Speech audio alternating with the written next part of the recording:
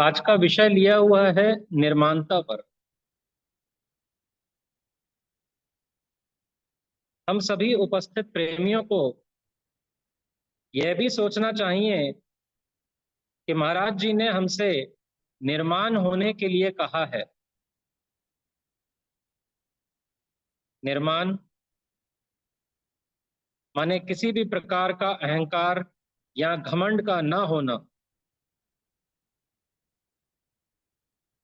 एक पूर्ण संसारी जिसके मन में यह पक्का निश्चय बैठ चुका है कि वो देह ही है, उसको कितनी सारी चीजों का मान होता है, ये हमें पता है। उसे अपने धन का बड़ा ही मान है। सतमार्ग पर चल रहे सतमार्ग के राही को भी अपनी अपनी संपत्ति का कभी कभी बड़ा मान हो जाता है। भूल जाता है कि महाराज जी ने क्या कहा है कि जेती संपत पाविए उतना घना कलेश, मन नहीं धीरज पकड़े दुखिया रहत हमेश। किस बात का मान? अपने रूप, अपने रंग का मान हो जाता है कि मैं देखने में बहुत सुंदर हूं, ईश्वर ने कितना साफ रंग मुझे दिया है। छोटी छोटी चीजों का मान है, जबकि ये बात समझ चुके हैं कि ये देह नश्वर है। इस बात को स्वीकार करने में कोई संकोच नहीं है। ये बात हम सब भली भांति समझ ही चुके हैं कि ये देह नश्वर है, परंतु फिर भी इस रूप रंग का मान अपने अपना मन जानता है कि कितना है। अपनी संपत्ति का, अपने परिवार का कितना मान है। भूल गए वाणी की वो बात, 1 लाख पूत 1.25 लाख नाती, तिस रावण घर दिया न बाती। भूल गए ये बात। अपने द्वारा किए हुए कर्मों का कितना अभिमान है, यह हम सब अपने अपने अनुभव से जानते ही हैं। कहीं पर हमसे कोई सेवा भी हो जाए, कहीं पे किसी के यहाँ पानी की टंकी लगा दी, किसी के यहाँ मोटर लगवा दी, किसी मंदिर में लगवा दिया, किसी गरीब के घर पे कोई पढ़ाई का खर्च दे दिया, कितना मन याद रखता है कि देखो मैंने फला फला की कितनी सेवा की है। सेवा का भी मान हो जाता है। कहने की बात यह है कि हम सब सत्संग श्रवण कर रहे हैं। सत्संग श्रवण करते हुए ज्यादातर ईश्वरीय गुणों को अपने अंदर धीरे धीरे प्रकाशमान करने की कोशिश कर रहे हैं, परंतु सतमार्ग पर चलने के बाद भी मान वैसे के वैसा ही खड़ा है।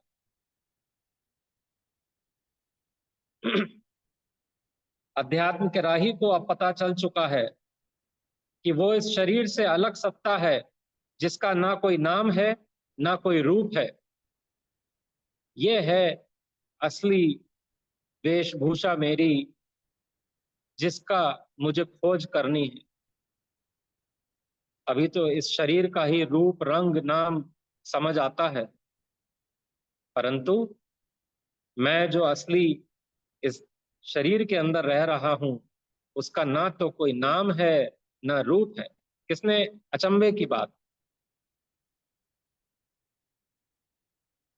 वह उस परम पिता परमेश्वर की संतान है। या यूं कहें कि जैसे ईश्वर अविनाशी व आनंद रूप है, ऐसे ही ये जीव भी है।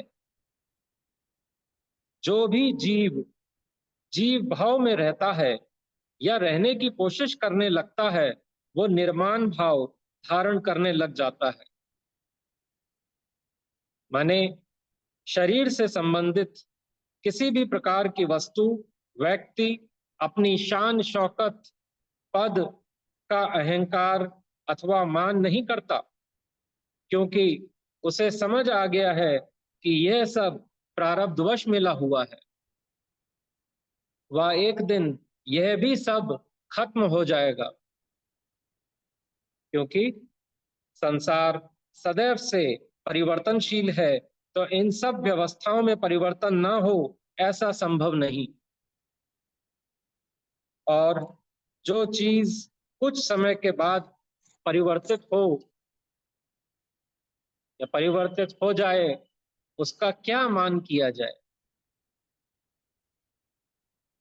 सच्चे भक्त की जीवन जीने के तरीके से ही पता चल जाता है कि वो ईश्वर की बातों को लेकर कितना गंभीर है।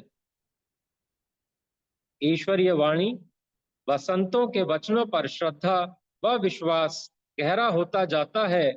उसका अपना मन ये बात अब मानने लगता है कि साध वचन पलटे नहीं, पलट जाए ब्रह्मांड।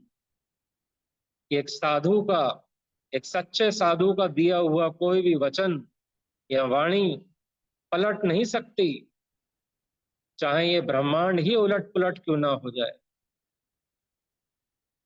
ऐसा सतमार्ग का राही अब सिर्फ ईश्वर का मान मन में रखकर चलता है। उसे पता होता है कि सरब जगत का कर्ता व हर्ता सिर्फ एकमात्र ईश्वर सत्ता ही है, दूसरा कोई नहीं। ये बात कई बार सुन चुके हैं कि कर्ता हर्ता उस ईश्वर के सिवा कोई नहीं है, फिर भी अपना कर्तापन नहीं जाता, अपनी मनमानी नहीं जाती। और जब सिर्फ एकमात्र ईश्वर सत्ता ही है, जब ऐसा विचार मन में बैठ जाए, तब ऐसा जीव अपने छोटे से छोटे व बड़े से बड़े हर कार्य में ईश्वर को साथ रखता हुआ चलता है।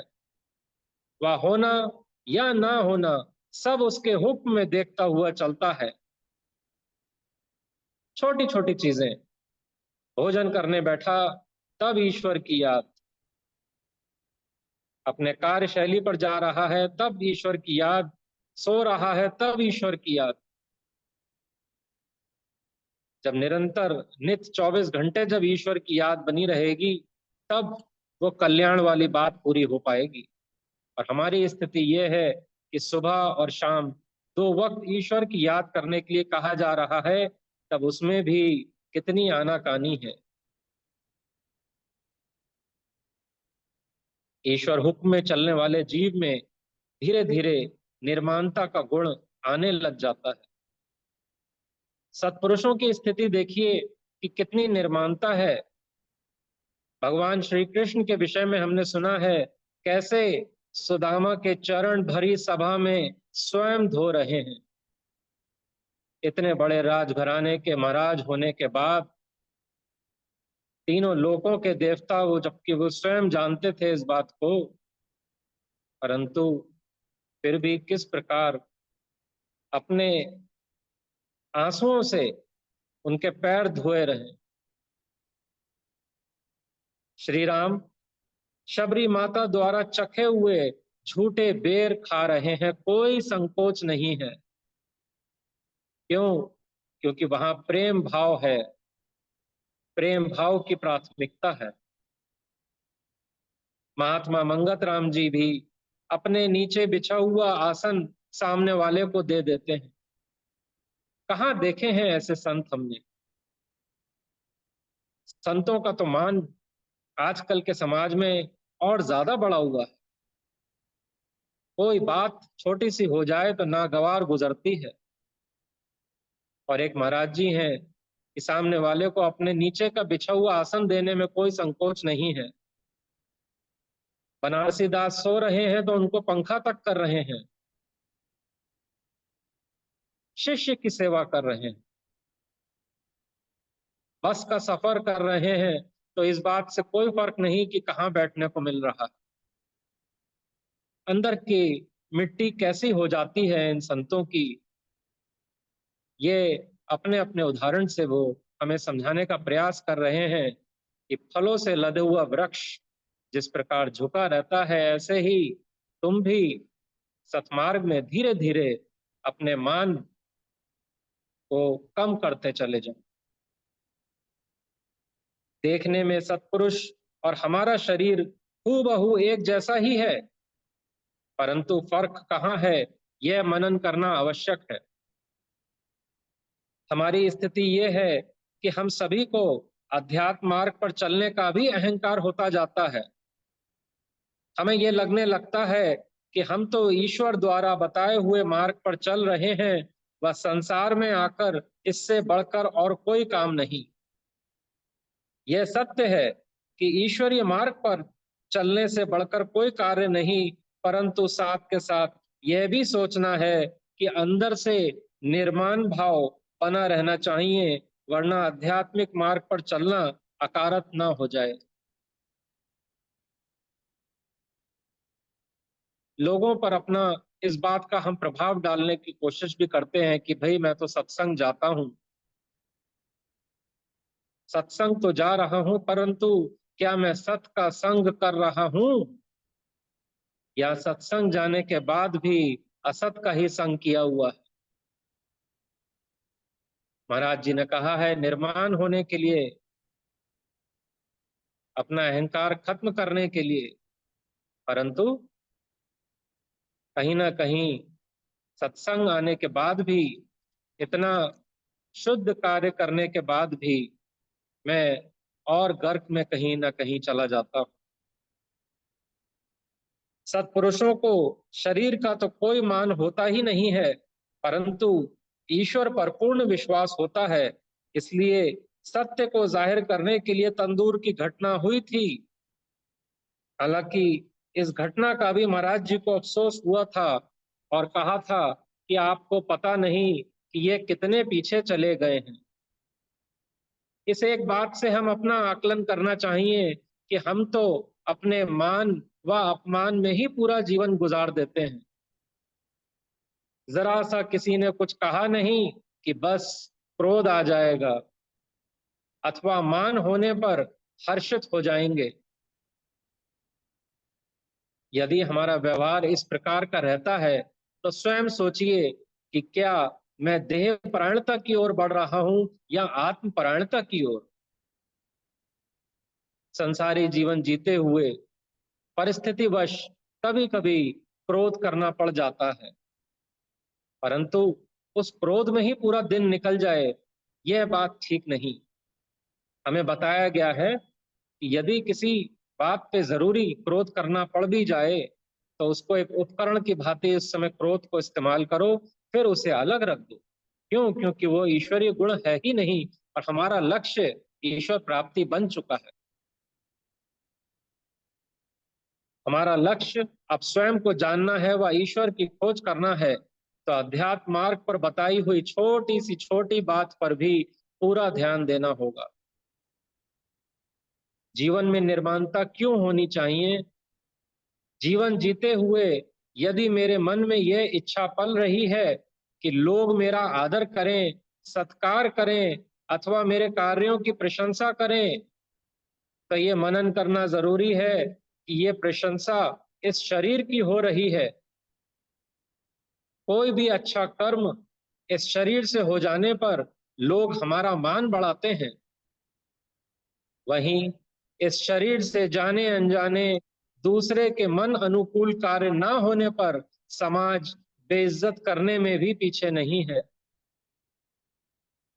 इसलिए महाराज जी ने बताया कि फर्ज वाली जिंदगी जीते हुए समभाव में रहो। तारीफ हो जाए तो ठीक, बहुत खुश होने की जरूरत नहीं। वह कहीं अपमान मिल जाए तो दुखी होने की जरूरत नहीं कि पता चले कि तुम घोर निराशा में घिर जाओ। घर में समाज में भी ये होता है कि हम बहुत सारे कार्य घर वालों के मन अनुकूल करते हैं, सेवा भाव से भी करते हैं, परंतु कभी कभी सेवा भाव से करने के पश्चात भी सुनना पड़ जाता है। तब हमारा मन बड़ा दुखी हो जाता है कि एक तो इन सब की मैं सेवा भी कर रहा हूं या कर रही हूं, और उसके बाद भी कुछ ना कुछ सुनना पड़ जाता है। ऐसे में महाराज जी वाली बात याद रखनी चाहिए कि अपना फर्ज करते हुए हमको उनकी सेवा करनी है। अगर सेवा इसलिए की जा रही है कि तारीफ हो, तो इसमें तो गर्ज छुपी हुई है। गर्ज वाला कोई कार्य करना ही नहीं है। गमी व खुशी से ऊपर उठना है। परिवार व समाज में जो लोग व परिस्थितियां हमें मिली हैं, वो सब प्रारब्धवश व हमारी स्वयं की इच्छाओं के कारण ही मिली हैं। यदि आज मैं दुखी हूं किसी भी बात से, तो उसके पीछे इच्छा का बीज मैंने स्वयं बोया था। इसलिए महाराज जी ने कहा, ऐसा बीज न बीजियो जो काटन में दुख दे। इसलिए जीवन में कोई दुख के क्षण है भी, तो उसमें सामने वाले को, परिस्थिति को कोसना नहीं है। स्वयं के विषय में सोचना चाहिए कि कभी ना कभी तुमने ये इच्छा रखी थी, तभी वो चीज तुम्हारे सामने है, और वो चीज के साइड इफेक्ट्स या फल स्वरूप बहुत सारी चीजें भी तुम्हें मिली हैं। इसलिए इच्छाओं को सिकोड़ने की बात कही है। हमारी इच्छाओं का फल गुलाब के पौधों के समान है, जिसमें फूलों के साथ कांटे भी बहुत हैं। केवल सुख मिले ऐसी व्यवस्था संसार से होकर नहीं गुजरती। इसलिए निर्माण होने की बात कही गई है, क्योंकि जब आपके अपने स्वयं के लिए इस देह का महत्व खत्म हो जाएगा या कम हो जाएगा, तब इस देह को पर उपकार में व ईश्वर की याद करने में लगाएंगे। याद रखिए, इस स्वार्थ से भरे समाज को ऐसा ही व्यक्ति पसंद भी आता है। निर्माणता का लाभ क्या है? जब ये गुण धीरे धीरे हमारे मन में आ जाता है, तब हमारा मन भी शांत होता जाता है। बेवजह की बातों में मन नहीं उलझता। यदि कभी उलझता भी है, तो उस स्थिति से स्वयं को बाहर भी ले आते हैं। यही तो लाभ है आध्यात्मिक जीवन में चलने का। संसार के सभी क्रियाकलापों में द्वंद्व है, जो कि हर वक्त बेचैनी पैदा करती है। इसीलिए वाणी में आ गया कि पांच विकार महादुखदाई, जले सकल संसारा, परमार्थ प्रतीत बिन नहीं पावे निस्तार। परमार्थ से प्रतीत नहीं करोगे, तो इन पांच विकारों की अग्नि में जलते ही रहोगे। हम सब सतमार्ग के राही हैं। बड़ी ही महाराज जी की कुछ कृपा हुई, जो ये जलन से हमें कुछ राहत मिली है। बड़े शुक्राने हैं महाराज जी के, महाराज जी की तालीम के। जब तक पूर्ण संसारियों की तरह जीवन जी रहे थे, तो ये सोचते थे कि समाज के प्यारे बन जाएं, परंतु सबको और स्वयं को खुश रखना असंभव था।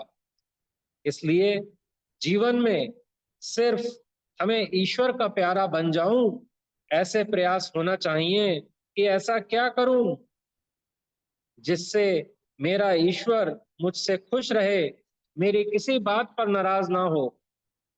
जब हम ऐसा जीवन जिएंगे जिससे समाज के स्वार्थ पूरे होते रहें, वह अपना पक्की तरह परमार्थ पर चलते रहें, तब समाज व ईश्वर दोनों के प्रिय बन सकते हैं। प्रश्न उत्तर में गुरुदेव ने हमको निर्माणता को और बेहतर समझने के लिए प्रश्न किया। प्रेमी ने कहते हैं, महाराज जी, ये कैसे पता चले कि सेवादारों की स्थिति सच्ची है या बनावटी? बोले, लाल जी, सेवादार जब स्तुति से, यानी कि जब उसकी तारीफ हो रही हो, उससे हर्षमान ना हो, कहते हैं ना, फूल के कुप्पा हो गए, तारीफ जरा सी हुई नहीं, वजन दुगना हो गया। तो कह रहे हैं कि सेवादार जब स्तुति से हर्षमान ना हो और निंदा से दुखी ना हो, अर्थात परेशान ना हो, तो ये सच्ची निर्माणता का स्वरूप है। आसान नहीं होता, कि निंदा से दुखी ना हो और जब तारीफ हो उससे हर्षित ना हो। ये कार्य, इसको भी त्यागना है। इसको जब त्यागेंगे कि भाई तारीफ हो रही है तो मालिक आपकी तारीफ हो रही है, इसलिए निर्माणता का यह असली स्वरूप बताया गया है। इसके अतिरिक्त कह रहे हैं कि जो कुछ भी है वह पाखंड है या ढोंग है। जरा नम्र बनकर देखो तो सही, कितना मजा आता है। जल हमेशा पहाड़ों के नीचे तराई में आकर ठहरता है, ऊंचाई में सर्वदा सूखा ही रहता है। पूछा अगला प्रश्न, महाराज जी नम्र कैसे रह सकते हैं कि हर वक्त हम नम्रता में रहें? इसके लिए महाराज जी बोले, ये ध्यान रखना आवश्यक है कि शरीर नाशवान है।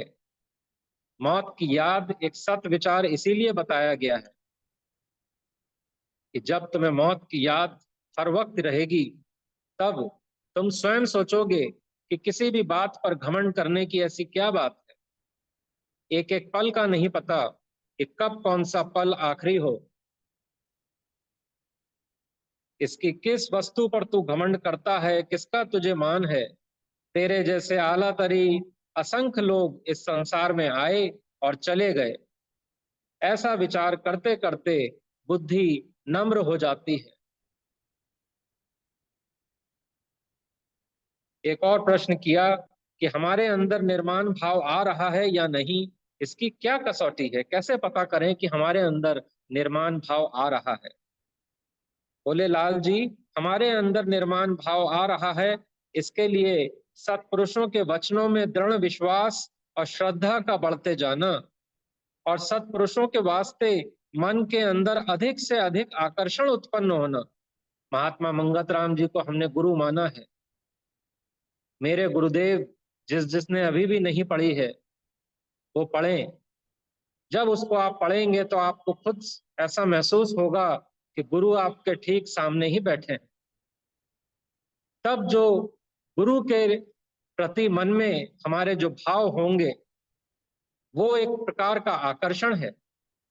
गुरु के शरीर को कष्ट पहुंच रही है तो आंखों में आंसू आ जाएं, गुरु किसी बात से खुश हो जाए तो मन हर्षित हो जाए कि हाँ मेरा गुरु मेरे इस क्रियाकलाप से या किसी भी प्रेमी के क्रियाकलाप से खुश हो गया।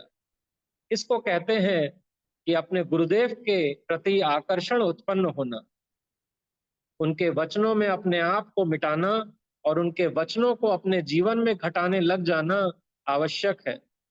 ऐसे पुरुष की बुद्धि बड़ी तीव्र होने लग जाती है और उसी में यह गुण पैदा हो जाते हैं। वह गुण और दोषों को बड़ी सूक्ष्म दृष्टि से, बड़े गौर से, बड़ी बारीकी से जानता है, जांचता है। 24 घंटों में से एक पल भी किसी की चेष्टा शरीर के भोगों में रहती है तो वह पुरुष आत्मस्थिति से दूर ही समझना चाहिए। हमारा जरा सा अपमान हो जाता है तो बड़ी बेइज्जती महसूस होती है। महाराज जी ने से प्रश्न किया कि सबसे बड़ी बेइज्जती क्या है। तब महाराज जी ने उत्तर दिया, सबसे बड़ी बेइज्जती स्वयं के पाप का विचार न करना सबसे बड़ी बेइज्जती है। जीवन में जान के या अनजाने में हम सबसे कुछ ना कुछ पाप हुए ही हैं। तब महाराज जी कह रहे हैं कि अपने पाप का विचार ना करना ये तुम्हारी सबसे बड़ी गलती है। इस शरीर से जो भी पाप व पुण्य होते आए हैं वो जीव की विचारधारा कैसी है उसके हिसाब से होते आए हैं। जितना जितना यह जीव आत्म प्राणता की ओर बढ़ेगा उतना उतना विचारों में शुद्धता व निर्माणता आदि गुण आते जाएंगे। हम भले ही अपने पापों को समाज की नजर से बचा लें, परंतु हमारे अंदर बैठे हुए ईश्वर हमारी हर चालाकी पर नजर रखे हुए हैं। इसलिए औरों को देखना छोड़कर अपने अपने अंदर से उठ रहे विकारों को देखना चाहिए व उन्हें खत्म करने की कोशिश करते रहें। परिवार में, समाज में, परिस्थितियों से शिकायतें खत्म होनी चाहिए। कौन सी शिकायतें? कि फला व्यक्ति कैसा है, कैसी ये बात हो गई, इसको इस बात की अक्ल नहीं है कि कैसे बोलना है, क्या है। कबीर साहब ने कह दिया कि बुरा जो देखन मैं चला, बुरा न मिलिया कोई। जो दिल खोजा अपना, मुझसे बुरा न कोई। जब स्वयं की खोज करेंगे तब पता चलेगा कि बुराई समाज में ज्यादा है कि मेरे स्वयं में ज्यादा है। अंत में अपनी वाणी को विराम देते हुए यह कहना चाहूंगा कि सत्संग हमें ध्यान से उठाना चाहिए। निर्माण होने का अर्थ हमें मूर्ख नहीं बनना है, बल्कि सहज व सरल रहना है। अंदर की स्थिति निर्माण व शांत बनी रहनी चाहिए, परंतु आपकी अपनी इस स्थिति का समाज मिसयूज ना करे। इसका उपाय यह बताया गया है कि जरूरत पड़ने पर क्रोध, मान आदि विकारों को एक उपकरण की भांति इस्तेमाल करो और फिर अलग रख दो। आसक्त भाव खत्म करना है। और कभी कभी एक गलती हमसे होती है कि जब निर्माण होने की बात कही जाती है तब हमारे लिए शरीर का महत्व कम होता जाता है। तो बहुत सारे प्रेमी जन इसके उपचार के विषय में भी नहीं सोचते। कहते हैं जैसे ईश्वर की मर्जी। हमें ये सोचना चाहिए, ये ध्यान रखना चाहिए कि हमें सतमार्ग पर चलने के लिए इस स्वस्थ शरीर की जरूरत है। ईश्वर ने हमें कुछ कार्य करने के लिए कहे हैं जिससे हमारी आध्यात्मिक उन्नति हो, तो हमें इस शरीर को स्वस्थ रखना है, जिससे परमार्थिक